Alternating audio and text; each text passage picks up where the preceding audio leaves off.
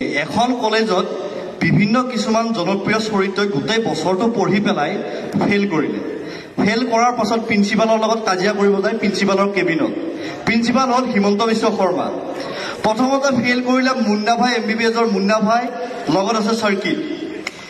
ये मामू वह ग्रेजुएट में अगर कोई मरने की हालत में रहा तो उसको एग्जाम देना जरूरी है क्या? ये तूने अपन को फेल कर दिया।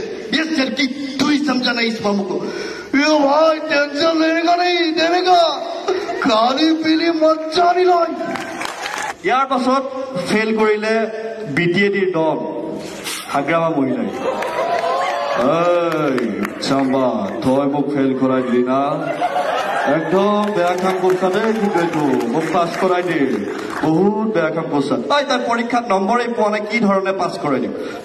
তোৰে নাম্বাৰ নাই, তই মামা নহয়, বেইমান থয়। ইয়াৰ পিছত হঠাৎ এটা খবৰ আহিল যে এজন ল'ৰাই কেমেষ্ট্ৰিৰ পেপাৰ ফালি এক্সাম হলৰ পৰা গুচি আহিলে।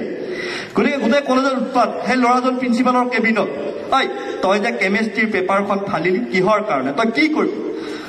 এই ডিগ্ৰীটো মোক নালাগে। প্ৰথম কথা, এইটো মোৰ ডিগ্ৰী নহয়, এইটো বেলেগে লওঁ। ইউ কেনট ডিক্টেট মি। তাৰপিছত মানে কি, তই কি কৰি খাম বুলি ভাবিছ? তো মিউজিক ইজ মাই লাইফ, মই মিউজিক কৰিম। প্ৰথম কথা এইটোৱে কথা। আৰু আজি মই চাইকেল লৈ ওলাই গৈছো। I will come back to Range Rover, that's all. Thank you. মোৰ কোনো জাতি নাই, মোৰ কোনো ধৰ্ম নাই, আৰু মই পলিটিক্স কৰা মানুহৰ লগত মই নাথাকো। প্ৰথম কথা, থেংক ইউ, লাভ ইউ, ধন্যবাদ।